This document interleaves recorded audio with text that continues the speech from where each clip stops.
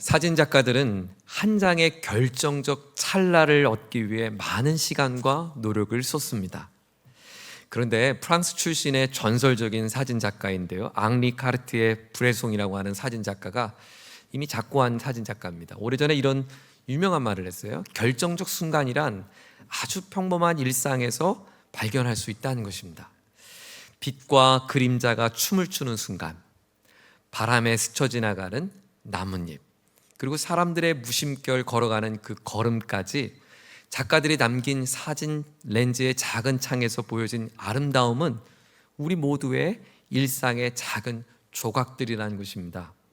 대단한 작품이 대단한 장소와 시간에서 나온 것이 아니라 우리의 일상의 자리에서 아름다운 작품이 나왔다는 거죠. 그렇게 생각해 보면 우리가 너무나 쉽게 우리의 소중한 것을 잃어버리며 살고 있는 것은 아닐까 다시 한번 생각하게 되었습니다. 사랑하는 이들과의 대화를 나누는 소중한 시간, 아이들의 깔깔거리는 웃음소리를 듣는 시간, 따뜻한 차 한 잔에 평온함과 온기를 느끼며 마음의 여유를 갖는 그 시간, 너무나 지극히 평범하지만 너무나 귀한 것들 말이죠. 여러분은 최근에 언제 한번 박장대소하며 웃어보셨어요? 한박 웃음을 지으며 호탕한 웃음과 함께 기쁨으로 가득했던 그 순간이 최근에 언제 가져보셨습니까? 우리는 왜 내게 소중한 이 아름다움들을 잃고 기쁨을 잃으며 살고 있는 걸까요? 어쩌면 내일 좀 더 큰 행복이 있을 것 같고 더 특별한 행복이 나를 기다려줄 것 같은 그 막연한 기대감 때문 아닐까요? 그 막연한 기대감 때문에 내일 뭔가 더 좋은 일이 있을 거야, 여행을 가면 내게 더 큰 기쁨이 있을 거야, 내가 갖고 싶은 것을 소유하면 아마 난 더 만족할 거야 라고 하는 막연한 기대감을 갖고 그 무언가 다음에 있을 그것을 얻느라 오늘 내게 준 것을 잃어버리며 산다는 거죠. 가족들 모두가 행복하기 위해서 그토록 열심히 사는데 정작 가족들이 서로 얼굴을 마주하며 대화를 나누지 않는다면 그게 무슨 소용이 있겠어요? 오늘 내게 주어진 일터 속에서 열심히 땀 흘려 수고하는데 고된 마음과 힘든 마음뿐이고 내 마음의 만족과 편안함이 없다면 오늘의 일터가 또 어떤 의미가 있겠냐는 거죠. 오늘 본문은 우리에게 한 혼인잔치로 우리를 초대합니다. 새로운 출발을 하는 젊은 부부들이 있습니다. 그리고 그들을 축하해주는 많은 하객들이 함께합니다. 친지들과 친구들이 함께 모인 자리고 맛있는 음식을 함께 나누는 자리입니다. 기쁨과 웃음소리가 가득한 잔치가 시작됩니다. 사실 혼인잔치라고 하는 것은 어느 특정한 누구에게만 이루어지는 것이 아니라 동네 어디에서나 열릴 법한 보통의 잔치입니다. 그런데 오늘 이 잔치가 우리에게 유독 특별한 잔치로 다가오는 것은 이 잔치의 특별함 때문입니다. 그것은 잔치에 있어야 할 마땅한 기쁨, 마땅한 즐거움, 마땅한 노래가 멈춰버린 겁니다. 혼인잔치에 흥에 겨워하고 모두가 즐거워야 되는데 흥에 겨워할 노래가 끊어지는 상황입니다. 바로 잔치의 꽃이라고 할 수 있는 포도주가 떨어졌기 때문입니다. 사랑하는 여러분, 여기에 포도주가 떨어진 잔치집이 있습니다. 그리고 그 잔치집을 우리에게 소개하고 있어요. 기쁨이 사라진 혼인잔치 말이죠. 마치 기쁨을 잃어버린 우리의 인생을 대변해 주는 것은 아닐까요? 여러분 상상해 보세요. 사랑을 잃어버린 연인이 있다고 생각해 보세요. 상상해 보세요. 운동선수가 열정을 잃어버린 운동선수가 있다고 생각해 보세요. 매일매일 삶의 쳇바퀴처럼 분주하게 살아가는, 열심을 살아가는 우리에게 기쁨도 없고 미소도 없고 그저 고단함과 책임감만 남겨진 우리의 인생은 마땅히 있어야 할 기쁨을 잃어버린 혼인잔치의 모습은 아닐까요? 성경은 우리에게 예수님에 관한 이야기를 들려주면서 가장 먼저 이 혼인잔치 이야기를 첫 시작으로 했습니다. 어쩌면 이 요한복음이라는 책을 읽어야 될 독자인 저와 여러분의 가장 우리의 삶을 대변해주는 대표적인 모습이 되기 때문입니다. 그런데 성경은 우리에게 또 한 가지 중요한 사실을 들려줍니다. 마땅히 있어야 할 기쁨이 사라진 이 혼인잔치에 예수님이 오셨다는 것입니다. 그리고 그 예수님이 기쁨을 잃어버린 이 잔치에 기쁨을 회복시켜 주었습니다. 빈 항아리에 물을 가득 채우게 했고 그들이 필요했던 포도주를 만들어 주셨습니다. 예수님은 멈춰버린 잔치를 흥에 겨운 잔치로 바꾸셨습니다. 그 잔치에 사라진 미소를, 웃음을 다시 한번 활기를 띠는 잔치로 바꾸신 것입니다. 그리고 오늘 본문은 우리에게 다음과 같이 말합니다. 바로 그 예수님이 오늘 이 땅에 저와 여러분의 구세주가 되어 주신다. 오늘 그 예수님이 우리의 잃어버린 기쁨을 되찾아 주신다. 그 예수님이 내 삶에 주신 하나님의 특별한 은혜를 베풀어 주시는 분이시다고 말입니다. 저는 오늘 이 혼인잔치의 이야기를 통해서 우리에게 오신 예수님을 바라보는 복된 시간 되기를 소망합니다. 그리고 이 이야기에 마치 주인공처럼 잃어버린 기쁨 다시 되찾는 아침이 되기를 주의 이름으로 축원합니다. 요한복음의 특징인데요, 요한은 자신이 소개하고자 하는 예수님에 대한 이야기를 들려주면서 예수님은 이런 분입니다, 7가지 비유를 들어서 설명합니다. 가령 예수님은 빛이십니다, 예수님은 선한 목자이십니다, 이런 등등으로 예수님은 무엇입니다 라고 하는 비유로 7번을 설명합니다. 그리고 또 한 가지, 예수님이 이런 분입니다라는 것을 알려주기 위해서 예수님이 행하셨던 놀라운 기적들, 대표적인 기적 7가지를 소개합니다. 유대 사람들에게 숫자 7이라는 것은 완전수였거든요. 그래서 예수님이 이런 분입니다 라고 소개하고, 예수님은 이런 일을 행하셨습니다 라고 소개함을 통해서 예수님이야말로 하나님의 아들이십니다, 메시아입니다 라고 우리에게 알려주고 있습니다. 그런데 예수님은 이런 놀라운 기적을 행했습니다 라고 할 때 이 기적을 기적이라는 단어를 쓰지 않고 헬라어로 세메이온이라고 하는데요, 표적이라는 단어를 의도적으로 사용했습니다. 예수님은 이런 멋진 기적을 행했습니다 라고 말할 때 표적이라는 단어를 썼다는 거예요. 기적은 특별한 일을 행했을 때라는 쓰는 단어라면, 표적은 그 기적을 통해서 뭔가 설명하고 싶은 메시지가 있을 때 표적이라는 단어를 써요. 그래서 오늘 보면 예수님의 첫 번째 표적이다 라고 설명합니다. 즉 요한은 7번의 기적의 이야기를 통해서 예수님에 대한 설교를 하고 있는 거예요. 오늘 이 이야기에 통해서 요한이 들려주는 그 설교의 메시지를 함께 찾아보고자 합니다. 요한이 말합니다. 여러분에게 소개한 예수님은 말이죠, 이런 분이에요. 우리에게 소개한 예수님은 어떤 분일까요? 첫째로 예수님은 나를 새롭게 건지시는, 나를 새롭게 하시는 구원자라고 오늘 본문은 말합니다. 예수님은 나를 새롭게 하신 구원자이십니다. 오늘 가나에서 행해진 혼인잔치에 초대받은 사람들을 가만히 보니까 예수님도 계시고 그 곁에 따르는 제자들도 있습니다. 그런데 또 곁에 보니 예수님의 어머니 마리아도 함께합니다. 가나와 예수님이 살던 동네 나사렛은 그렇게 가까운 거리는 아니었거든요. 아마도 그 먼 거리의 혼인잔치에 제자들과 함께 어머니를 모시고 간 것을 봐서 그 가정은 예수님과 가까운 뭔가 지인 혹은 친척집이 아닐까 조심스럽게 추측을 해봅니다. 뿐만 아니라 당시 결혼식은 7일 동안 저녁마다 진행되었는데 연회였죠. 그래서 해가 떨어진 저녁이 되면 마을 사람들이 함께 모여서 하는 축하의 파티였습니다. 7일 동안 진행되어지는 이 축하 파티에 오늘 본문에 보니까 여러 하인들도 등장하고, 그리고 그 집에 6개의 돌 항아리가 놓여있는 것으로 봐서 이 집은 보통 집이 아니었다는 것도 짐작합니다. 하인들도 많고 큰 돌 항아리 6개나 놓여질 만큼의 많은 손님들을 초대한 이 집은 뭔가 중요한 의미 있는 이 동네의 특별한 가정이었던 것을 짐작하게 됩니다. 특별한 집, 그리고 많은 사람들의 하객이 받는 일주일 동안 진행되는 이 혼인잔치에 모두가 함께 흥에 겨운 축제가 진행되는 어느 날 포도주가 그만 떨어지고 말았습니다. 예수님의 어머니 마리아가 먼저 예수님께 이 사실을 이릅니다. 아들아, 지금 포도주가 떨어졌단다. 여러분, 어머니가 아들아 포도주가 떨어졌단다 하면 이제 아들이 어떻게 대답하는 게 상식이에요? 그래요? 그럼 제가 빨리 마트 가서 좀 구해올까요? 아니면 제자들하고 뭔가 좀 방법을 고안해 봐야 할까요? 이런 대답을 해야 되는데 예수님의 대답이 영 현찮습니다. 4절 한번 볼까요? 4절을 같이 한번 읽어보죠. 시작. 예수께서 이르시되 여자여 나와 무슨 상관이 있나이까? 내 때가 아직 이르지 아니하였나이다. 여자여 나와 무슨 상관이 있나이까? 여러분 생각해 보세요. 아들아 오늘 좀 재활용 좀 버려줄래? 아들이 말합니다. 여자여 나와 무슨 상관이 있나이까? 등짝 스매싱을 맞아야죠. 물론 주석가들의 설명에 빌면 이 여자여라고 하는 말이 우리의 의미적으로 어떤 어색한 표현이, 무례한 표현이 아니라고 설명은 하지만, 그러나 이어지는 예수님의 대화는 좀처럼 우리의 생각을 가시기가 어렵습니다. 나와 무슨 상관이 있나니까. 아니, 이게 나랑 무슨 상관이 있다고 지금 나한테 말하는 거예요? 내가 할 바 아니죠? 이런 식의 대답이었어요. 예수님의 너무 퉁명스러운 대답이 좀 당혹스럽지 않습니까? 우리가 생각했던 예수님의 이미지가 너무나 달라지는 순간입니다. 차가운 정도가 아니라 뭐가 없는 모습이죠.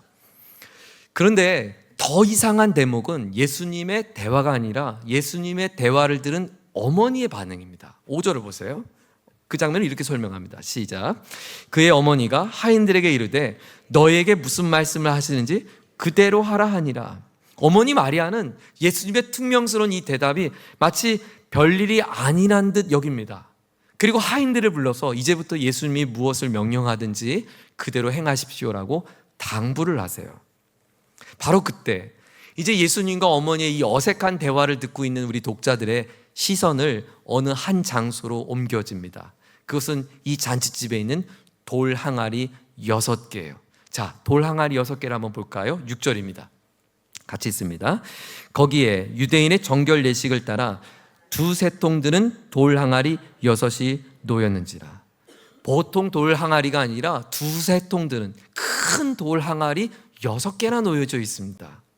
그리고 이것을 설명하는데요, 용도를 설명합니다.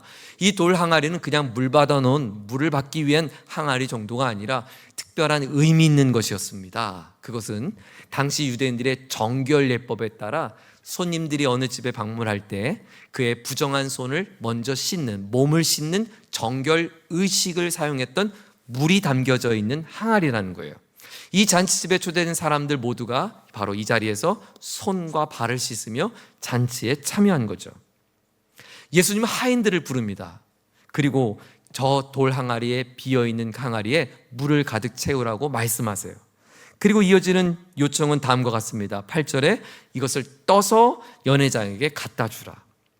비어있는 항아리에 물을 채우는 거야 뭐 그대로 할 수는 있겠지만, 아니 이미 정결 예식이 다 끝나고 잔치가 한참 벌어진 이때에 이미 쓸모없는 이 물을 다시 연회장에 갖다 주는 것이 무슨 의미가 있겠어요? 필요하지도 않는 물을 다시 떠다 주는 게 무슨 의미가 있겠어요? 그런데 그것을 떠다 주라는 거예요. 좀처럼 이해하기 어려운 일이죠. 예수님의 대화도 이상하고 그 예수님의 대화를 들은 마리아의 반응도 이상하고 예수님의 하신 행동도 이상합니다. 여하튼 하인들은 예수님의 말씀에 순종을 합니다. 그때 놀라운 일이 일어납니다. 하인들이 떠다 온 이 물이 바로 포도주가 된 것입니다. 연회장이 그것을 마시고서는 내가 한 번도 맛보지 못한 놀라운 포도주라고 감탄을 금하지 못합니다. 더 놀라웠던 것은 아마 하인들이었겠죠. 지금 연회장이 먹고 있는 그 물은, 아니 포도주는 내가 방금 저 물동이에다가 담은 물이었고 그 물은 그저 손과 발을 씻는 정결 예식에 쓰이는 물에 불과했는데 그것이 이전에 맛보지 못한 포도주가 되었다니요. 누가 그러더라고요. 어느 이 대목에서 물이 포도주로 바뀐 것은 물이 예수님을 만나자 부끄러워서 얼굴색이 바뀌었대요. 여러분, 예수님을 만나서 물이 붉게 바뀐 게 아니라 예수님이 그 물을, 쓸모없는 물을 포도주로 만든 거예요. 자, 이 혼인잔치를 한번 여러분이 상상해 보세요. 여기 젊은 부부가 있습니다. 그들의 표정도 한번 상상해 볼까요? 곱게 차려진 옷에 한박 웃음을 띠고 있습니다.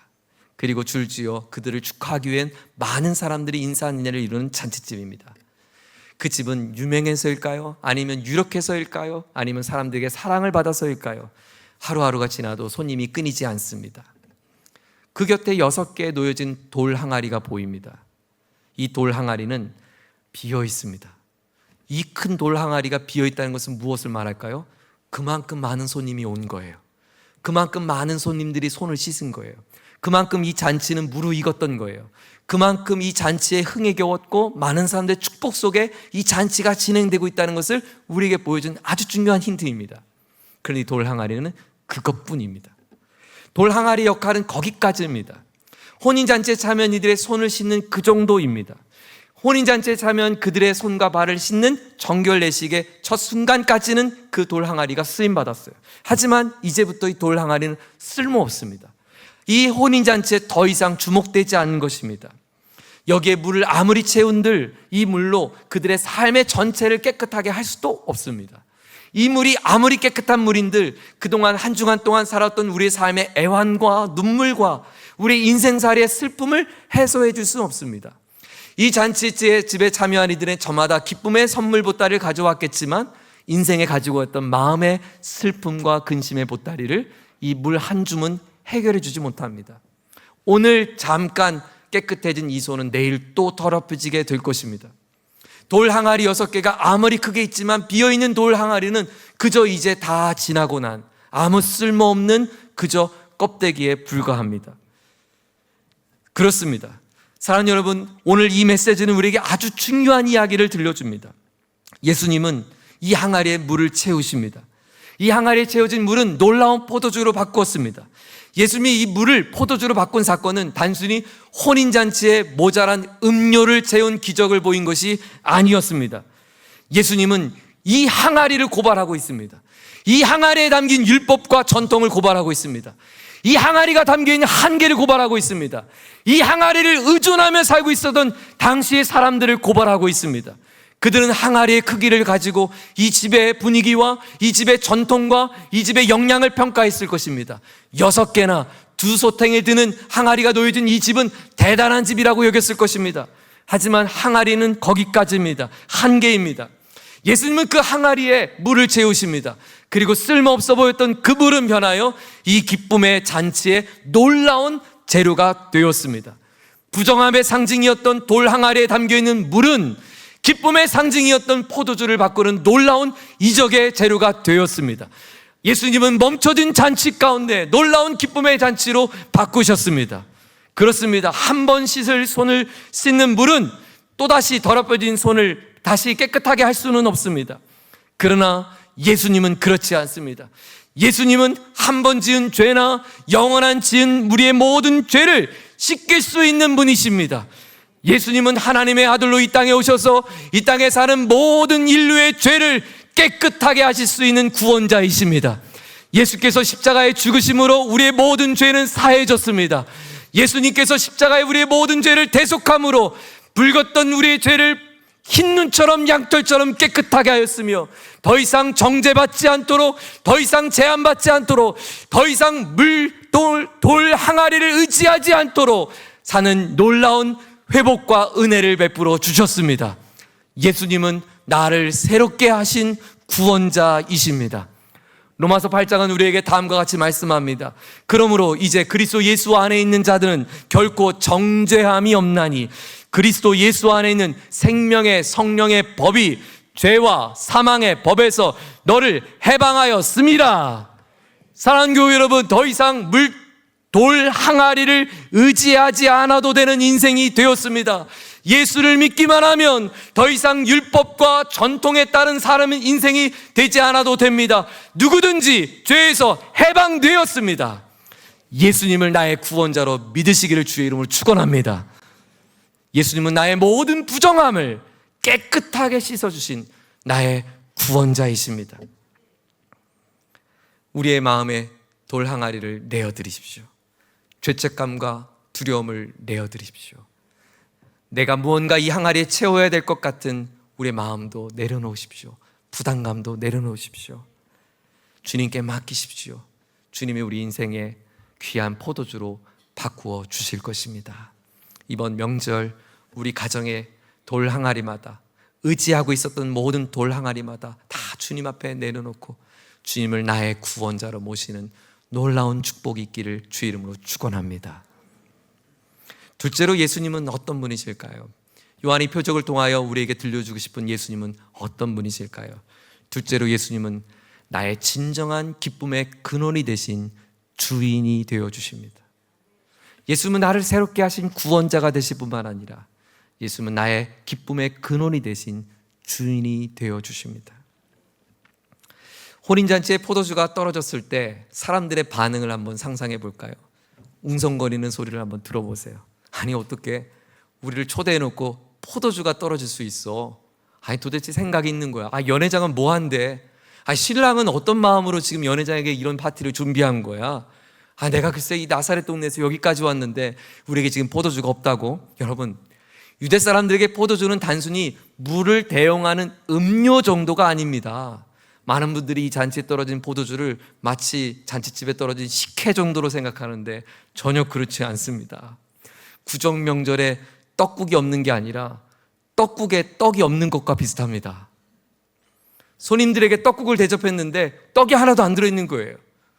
말이 됩니까? 망신이고 부끄러움이죠.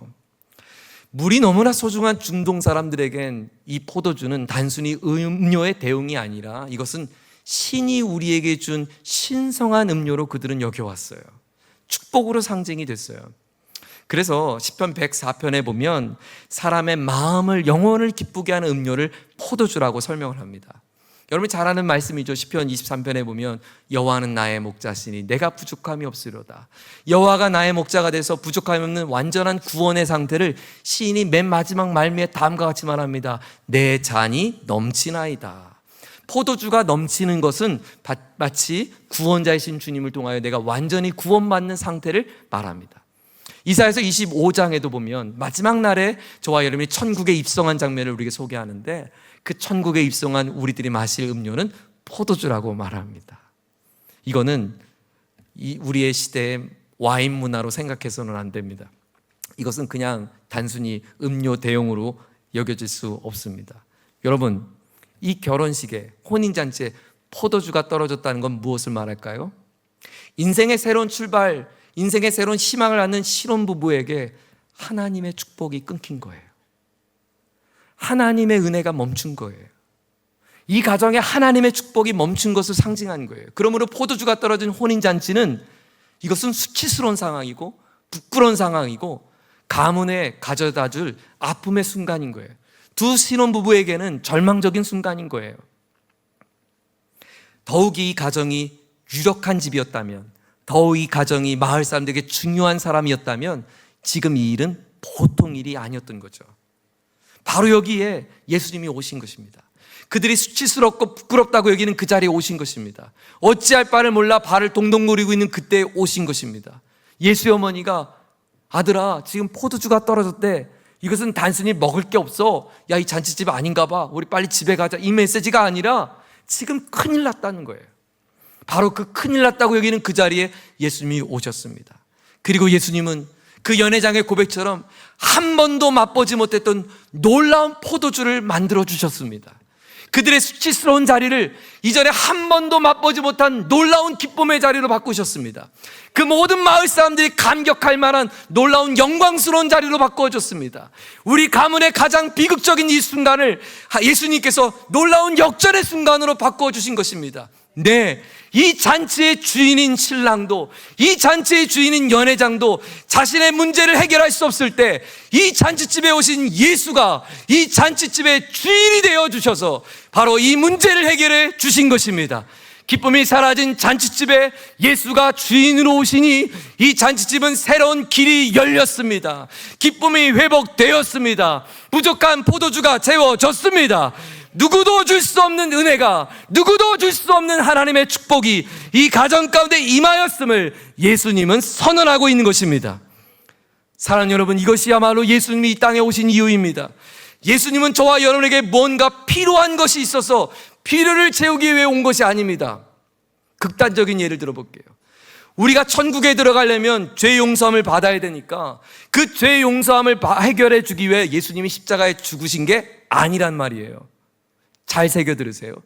예수님이 십자가에 죽으신 이유는 우리를 천국행 티켓으로 보내기 위함이 아니라 지금부터 영원까지 사라지지 아니할 하나님의 영광스러운 기쁨과 하나님의 영광스러운 자녀됨의 축복을 우리에게 주기 위함이라는 것입니다.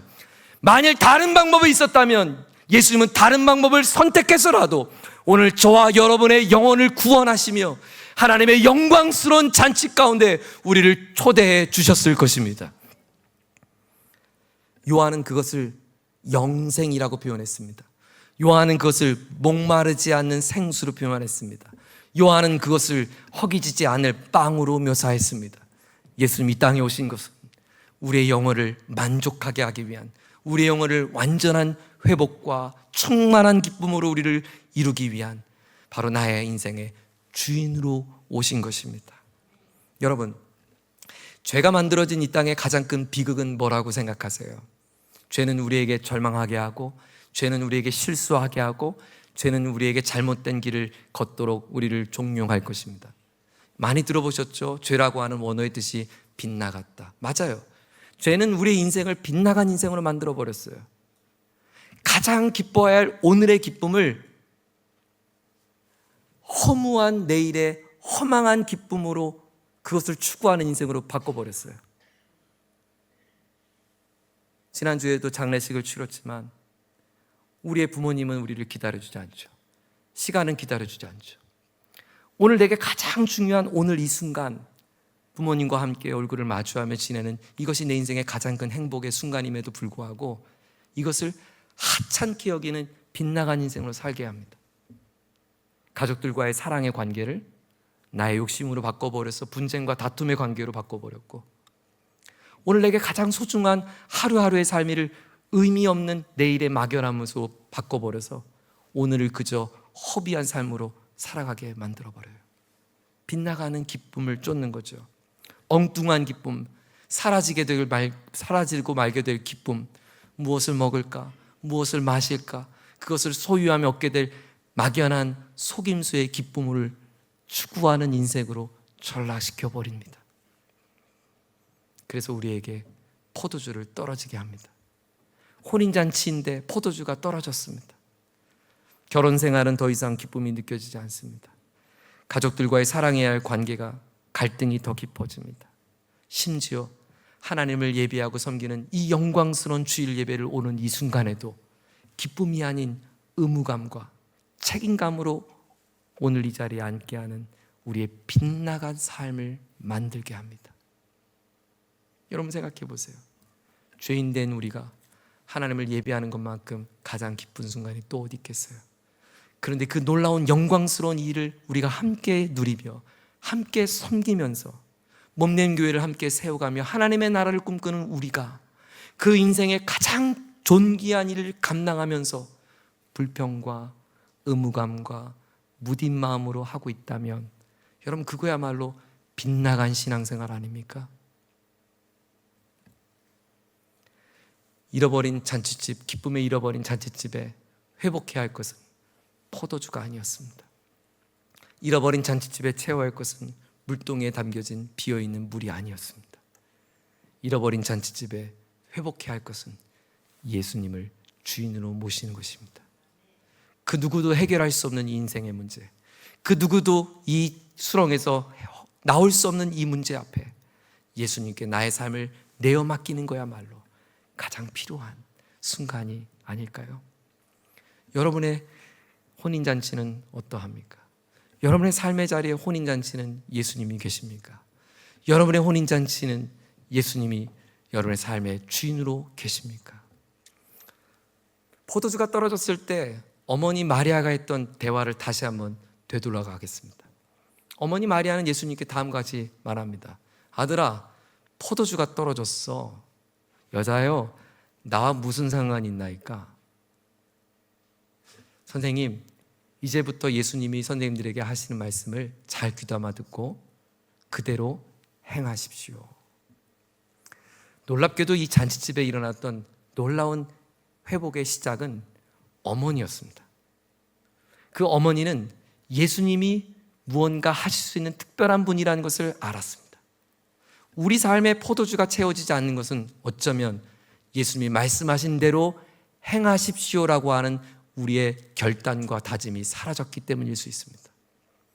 예수님이 처음부터 이 혼인잔치에 오셨을 때부터 예수님은 이 잔치의 문제를 해결해 주고 싶으셨을 것입니다. 그러나 예수님을 나의 주인으로 초청하지 않는다면 예수님은 우리 인생의 삶에 무례하게 찾아오지 않습니다. 예수님은 우리의 굶주림과 목마름을 해결해 주게 오시지만 예수님을 내 삶의 주인으로 모셔드리지 않으면 예수님은 저와 여러분의 삶을 바꾸지 않습니다. 만약 예수님이 그렇게 바꾸신다면 예수님은 무례하신 분이 되겠죠.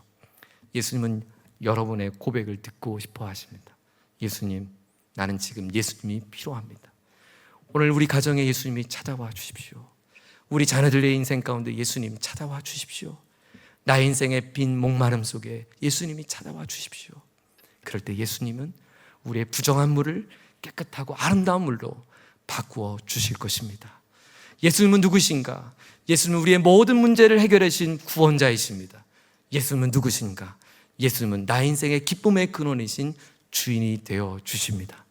그 예수님을 의지하고 이번 한 주간도 우리 가족들과 함께 예수님을 섬기며 사랑하는 복된 믿음의 가정들 다 될 수 있기를 주의 이름으로 축원합니다. 모두 함께 자리에 일어나시겠습니다. 오늘 주신 말씀 생각하며 우리 함께 전능하신 나의 주 하나님 찬양하기 원하는데요, 우리의 모든 괴로움을 바꾸신 주님, 불가능한 일을 놀라운 일로 바꾸신 주님, 죽은 자를 살리신 주님, 주님이 나의 인생의 구원자요, 주님이 나의 인생의 주인 되심을 함께 고백하며 찬양하겠습니다.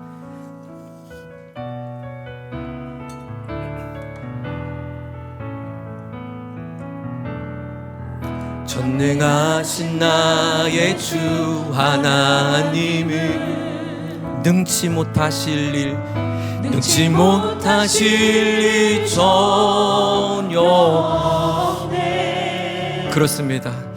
우리의 모든 간구도, 우리의 모든 생각도, 우리의 모든 꿈과 모든 소망도 신실하신 주님, 신실하신 나의 주 하나님은 우리의 모든 괴로움을 바꾸십니다. 우리의 모든 괴로움 바꿀 수 있네. 불가능한 일 행하시고 죽은 자를 일으키시니 그를 이길 자 아무도 없네. 주의 말씀 의지하여 깊은 곳에 금을 던져 오늘 그가 놀라운 일을 이루신 주의 말씀을 의지합니다. 의지하여 믿음으로 금을 던져 믿는 자에게 능치 못함. 주의 말씀 의지하여, 주의 말씀 의지하여 깊은 곳에 금을 던져 오늘 그가 놀라운 일을 이루시를. 주의 말씀을 의지합니다. 의지하여 믿음으로 금을 던져 믿는 자에게 능치 못함 없네. 믿는 자에게 능치 못함 없네. 믿는 자에게 능치 못함 없네. 우리 한번 기도하기 원합니다. 하나님 아버지, 그렇습니다. 매일매일 기뻐해야 될 나의 작은 일상에 기쁨이 사라진 채 무료함과 목마름과 그리고 내 안에 책임감과 의무감으로 남겨진 채 하루하루를 살아가고 있는 우리를 불쌍히 여겨 주시옵소서. 마땅히 기쁨이 넘쳐야 할 혼인잔치의 기쁨이 사라진 이곳에 주께서 임하여 주셔서 말씀하시며 그들의 기쁨을 샘솟도록 바꾸셨던 것처럼 오늘 우리의 인생 가운데 찾아와 주시고 말씀하여 주시옵소서. 우리의 갇혀있는 우리의 돌 항아리, 우리가 의지하고 있었던 돌 항아리, 그것을 내려놓고 주님 앞에 맡겨드리며 주께서 바꾸신 새 역사, 새 은혜를 보게 하여 주시옵소서. 하나님 아버지, 우리 가정이 예수님이 다스리는 가정이 되게 하여 주시옵소서. 새롭게 변화되는 가정이 되게 하여 주시옵소서. 예수님만 주인으로 섬기는 가정이 되게 하여 주시옵소서. 우리 부모님과 자녀 세대 우리 모두가 함께 주님을 더욱 사랑하는 복된 가정이 되게 하여 주옵소서. 기쁨의 잔치로 바꿔 주시옵소서. 하나님, 혼인잔치의 진정한 주인이 예수님이 되실 때 이 잔치는 가장 복된 잔치가 되었습니다.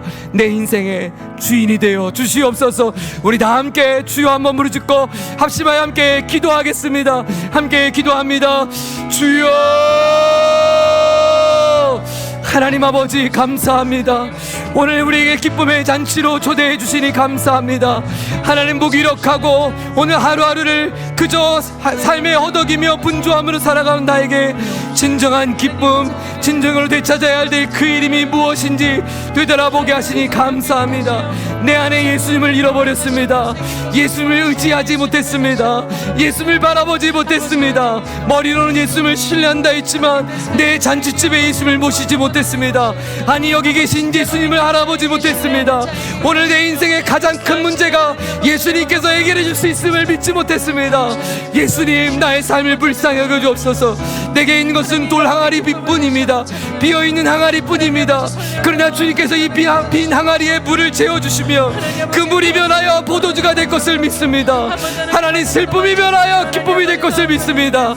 절망이 변하여 하나님의 영광스러움이 될 것을 믿습니다. 수치가 변하여 하나님의 놀라운 찬미로 바뀌게 될 것을 믿습니다. 죄에서 우리를 건져주신 예수님, 사망의 자리에서 건져주신 예수님, 주님의 십자가를 의지합니다. 주님의 십자가를 바라봅니다. 그렇습니다. 돌 항아리에 담겨있는 그 물이 무슨 효력이 있겠습니까? 그것이 어떠한 물이든 중요하지 않습니다. 예수님이 말씀하시면 그 어떠한 것도 가장 존귀한 것으로 바뀌게 될 줄 믿습니다. 우리의 부정한 삶, 우리 연약했던 지난날의 아픔들, 나의 수치스러움과 나의 눈물들, 그것이 항아리처럼 가득가득 차여있고 그것이 보여줄 때마다 더 수치스러웠던 것이라 해도 괜찮습니다. 우리의 어떠한 실패도 주님이 말씀하시면 거듭날 수 있습니다. 새로워질 수 있습니다. 자유할 수 있습니다. 회복할 수 있습니다. 다시 시작할 수 있습니다. 나음을 입을 수 있습니다. 고침받을 수 있습니다. 주님이 용서함 받을 수 있습니다. 주여, 이 시간 우리를 불쌍히 여겨 주시옵소서. 어머니 마리아처럼 주여, 이 문제를 해결해 주옵소서. 주님 말씀하시면 순종하겠습니다. 주님이 이루어 주시옵소서. 우리 다 함께 자신의 삶의 문제를 내놓고 우리 주여 한번 부르짖고 주님의 은혜를 구하는 기도 올려드리겠습니다. 함께 기도합니다. 주여, 하나님 아버지, 오늘도 무름칠 수밖에 없는 우리의 삶을 불쌍히 여겨 주옵소서. 하루하루 허덕이며 살아가는 우리의 곤고한 교우들의 삶을 불쌍히 여겨 주옵소서. 오늘도 하나님, 절망할 수밖에 없는 나의 연약한 모습을 바라보며, 오늘도 실패한 나의 모습을 바라보며, 오늘도 초라한 나를 바라보며, 움츠러진 나를 바라보며, 부끄러운 나를 바라보며 고개를 들을 수 없는 우리를 불쌍히 여겨 주옵소서. 주님 말씀하여 주옵소서. 나음을 입을 수 있다고 말씀해 주옵소서. 눈을 뜰 수 있다고 말씀해 주옵소서. 일어날 수 있다고 말씀해 주옵소서. 달리다 굼이라고 말씀해 주시옵소서. 내가 주는 물을 마시면 영원히 목마르지 않을 것이라고 말씀해 주시옵소서. 주님, 주의 말씀 한마디면 우리가 나음을 입을 수 있습니다. 거듭난 인생, 새로워진 인생, 주님과 자유한 인생, 복음 앞에 서로선 인생, 하나님의 치유와 회복을 경험하는 인생 되게 하여 주옵소서.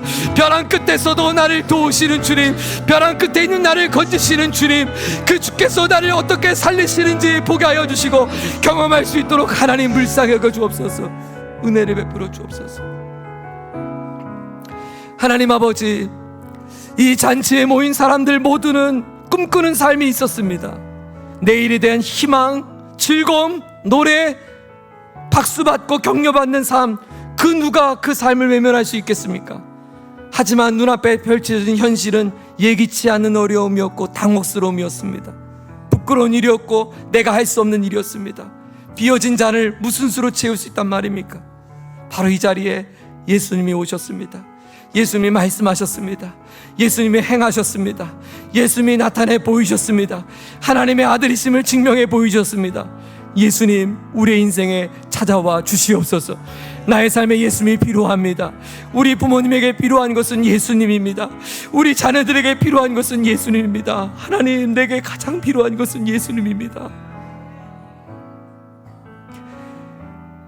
오늘 이 시간 나의 연약한 인생에 손을 잡아주시고 구정물 같은 나의 인생을 바꾸사 기쁨의 인생, 존귀한 인생, 하나님의 아들이요 딸의 복된 인생으로 다시 시작하게 하여 주옵소서.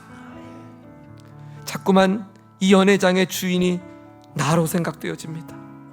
이 밭의 주인공은 나라고 생각되어집니다. 내 인생이고 내가 만들어가는 인생이고 내가 꿈꾸는 인생이며 내가 계획한 인생으로 착각합니다. 하나님, 착각이었습니다. 내 인생의 주인은 내가 아닙니다. 예수님이 내 인생의 주인이십니다.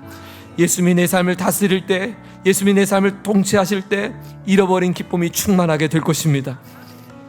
부모도 자녀를 책임질 수 있는 주인이 아닙니다. 자녀의 빼앗긴 믿음을 무슨 수로 되찾을 수 있겠습니까? 예수님이 되찾아 주시옵소서. 우리 가정에 잃어버린 기쁨을 무슨 수로 되찾겠습니까?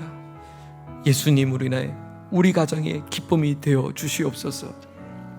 그래서 주님, 하나님께서 베푸신 은혜 위에 은혜로 오신 예수님을 우리가 깊이 경험하고 이번 명절 우리 온 가족이 함께 손을 잡고 예수님 바라볼 수 있는 복된 자리가 될 수 있도록 하나님 축복하여 주시옵소서.